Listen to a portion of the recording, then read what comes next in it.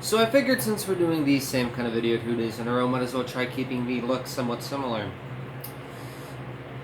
Yes, obviously I washed my fucking clothes, shut up. What's going on, everybody? I'm Ben with the Everything Channel, here with episode 2 of the game plan series. Like I said, this is going to be a daily thing pretty much, basically for the next at least 80 or so days.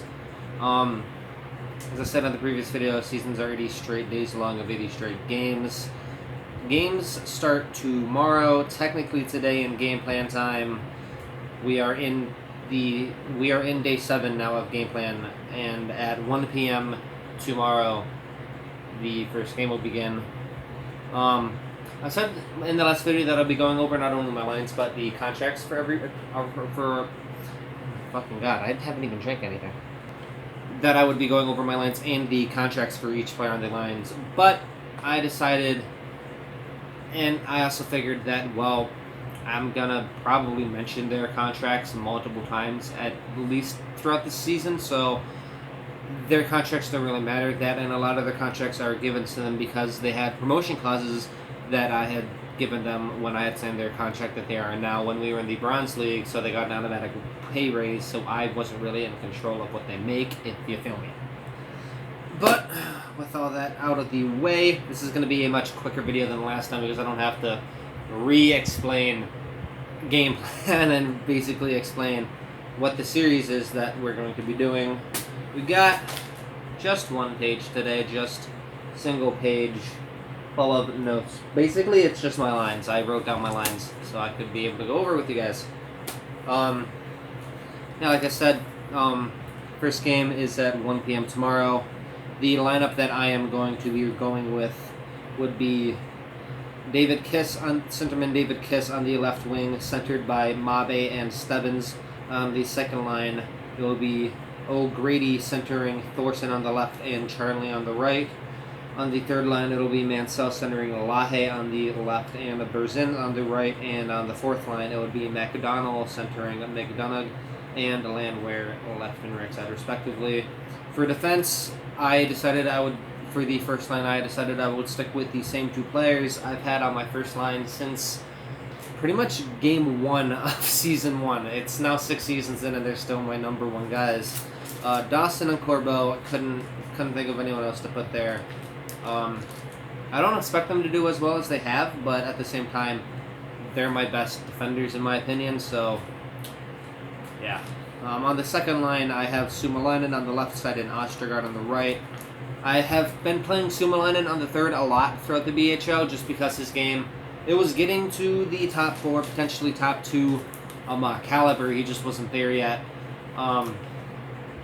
In the preseason game yesterday, he did not play terribly on the second line, so I'm going to be seeing how he does on the second line in an actual game where it counts. And on the third line, I have the two players who I had just recently traded for, Desnard on the left and Barici on the right.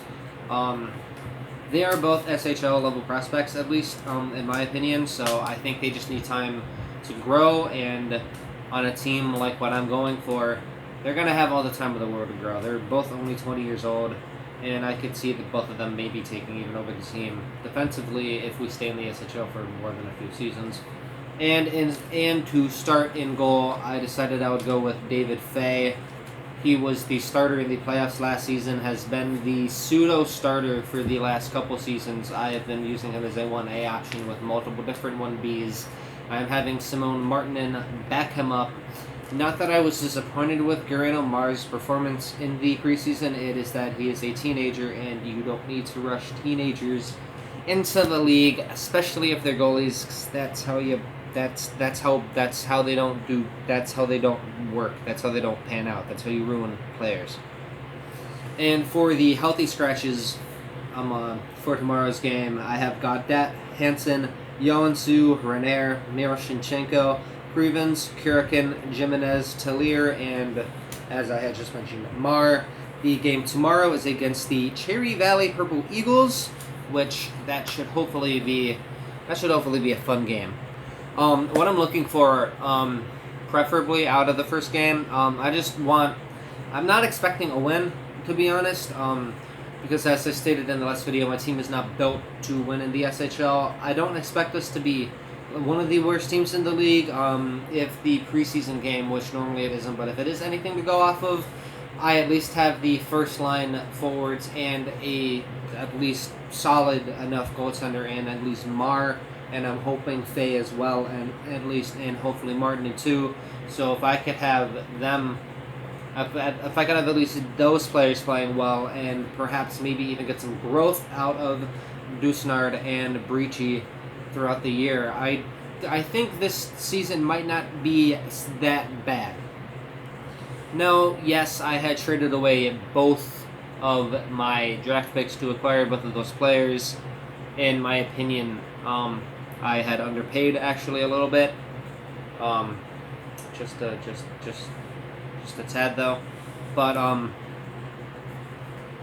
yeah, I am expecting to see at least some sort of growth out of them this season. I am hoping also that Suomalainen is able to progress throughout the season as well. I'm starting to get a little bit off topic. I was just talking about my expectations for the game tomorrow.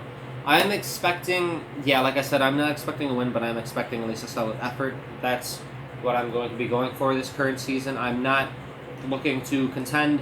I'm not looking to be a championship or a playoff team. I am looking to build from the ground up like I did in the BHL when I was given kind of a mediocre team and I had just taken the time to build up from the ground up. I am looking to draft more players in the SHL than I did in the BHL. I mentioned yesterday's video, David Kiss is currently, in the now 6 seasons I've been in charge of this team, he is the only draft pick that I have drafted. All my draft picks since then I have traded, and some of them have been ideal, like the second rounder for Thorson pretty much. He's definitely worth the first at the BHL level, and trading him for a second is great because he's currently one of the reasons I feel like my team won't be terrible. He is a solid two-way player, brings a lot of good defensive play on a what I had ended up with was a very offensive-minded team. He had brought that defense that you need, so it's not just full attack. He was able to actually be a man back who you could rely on in a defensive situation. But that's about all the Day 6 news notes, I guess, if I'm going to use something from the hockey guy. That's basically all I had to discuss about Day 6. The only real note that I had gotten from my assistants was that Timothy McDonough's play has regressed overall. His overall play has regressed over the last couple weeks. So that would be interesting to look at. Maybe I might plug Renair in somewhere throughout the year. Maybe I give Gaudette another chance, despite the fact that he hasn't played a lot for my team. Maybe I call up Poliatari. Maybe I give Yoansu a shot again. I don't know. There's a few options that I could do, and because I am not in a pressure situation to be good, I can play around with it for a little bit, which takes a lot of pressure off. But without further ado, do not forget to hit that like and subscribe button on your way out. And do not forget to comment as well if you can. What do you think? What do you think the score is going to be tomorrow? Personally, I think it's going to be a 3-1 loss. I think we're going to... I don't think we're going to allow a lot of shots, but I think that the other team will capitalize on those chances, and I do not think we ourselves will be able to get that many shots, and we will not capitalize as much. But let me know in the comment section below what you think the score would be. Have yourself a wonderful day. I will see you in the next video tomorrow.